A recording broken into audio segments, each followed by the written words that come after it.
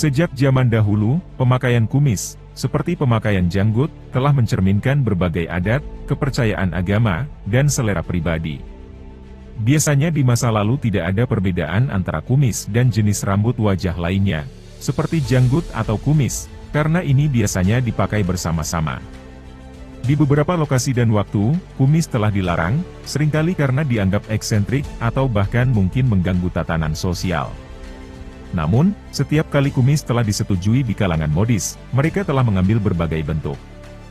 Daftar ini menampilkan berbagai kumis pada berbagai kepribadian terkenal dari sejarah, dan setiap kumis telah diklasifikasikan menurut panduan gaya yang disajikan oleh American Moustache Institute.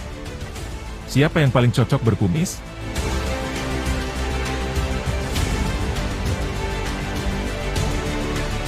Jenderal Perang Saudara Amerika Ambrose Burnside dikenal sebagai pencetus kumis samping, yang kemudian disebut cambang, sebuah nama yang terinspirasi dari nama belakangnya. Dalam kasus Burnside, dia menata rambut wajahnya untuk memanjang di setiap pipi. Ujung kumisnya terhubung ke awal garis rambutnya di dekat setiap telinga.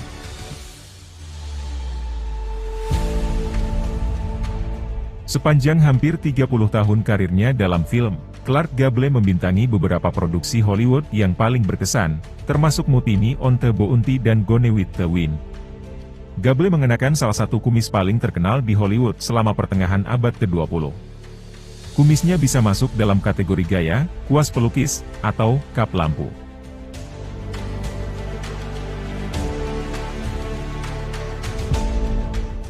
Akui saja, Anda tahu dia akan masuk daftar ini. Di luar peran utama Hitler dalam memulai Perang Dunia Kedua dan pembunuhan jutaan orang Yahudi yang disponsori negara, yang menjadikannya salah satu orang yang paling dibenci dalam sejarah dunia, diktator fasis ini juga dikenal karena gaya perawatannya yang langsung dapat dikenali. Kumis, sikat gigi, miliknya begitu jelas, jenis yang dicirikan oleh kumis tebal yang membentang sepanjang hidung, sehingga sering disebut kumis Hitler. Setelah Perang Dunia Kedua, pria di seluruh dunia meninggalkan kumis sikat gigi karena langsung berhubungan dengan Hitler. Saat ini, gaya kumis ini sudah jarang terlihat.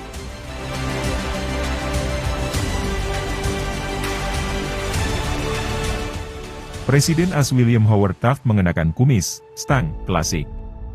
Meskipun memiliki desain dasar yang mirip dengan kumis Salvador Dali, ikuti perkembangannya. Kumis Taft lebih besar dan lebih lebat dan tidak terlalu eksentrik, dengan hanya sedikit ikal ke atas.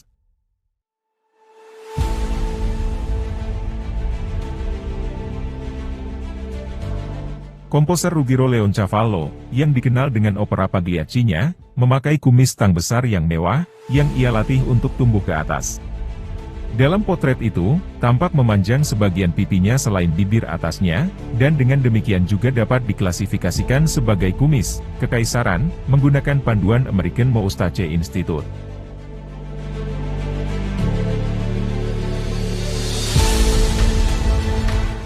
Sejauh kumis pergi, Groucho Marx kemungkinan adalah salah satu yang paling terkenal di planet ini. Kumis lebarnya yang khas mungkin termasuk dalam kategori walrus atau chevron dari American Moustache Institute, tetapi sejauh ini ia telah melanggar klasifikasi.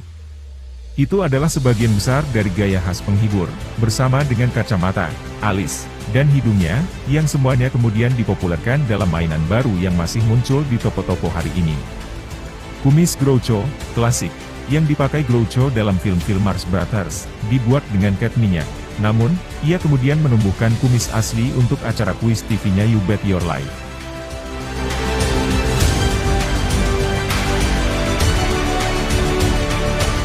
Charles Napier terkenal karena eksploitasinya di India sebelum dan selama pemerintahan Inggris di sana. Mengikuti potret Napier, dia memiliki kumis Inggris lebat, sejenis kumis panjang yang ditarik ke kanan dan ke kiri di bawah hidung.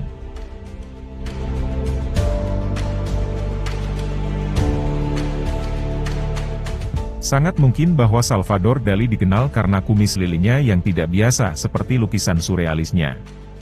Karya seninya sering menggambarkan dunia mimpi di mana benda-benda biasa disandingkan, diubah bentuknya, atau bermetamorfosis dengan cara yang aneh dan tidak rasional.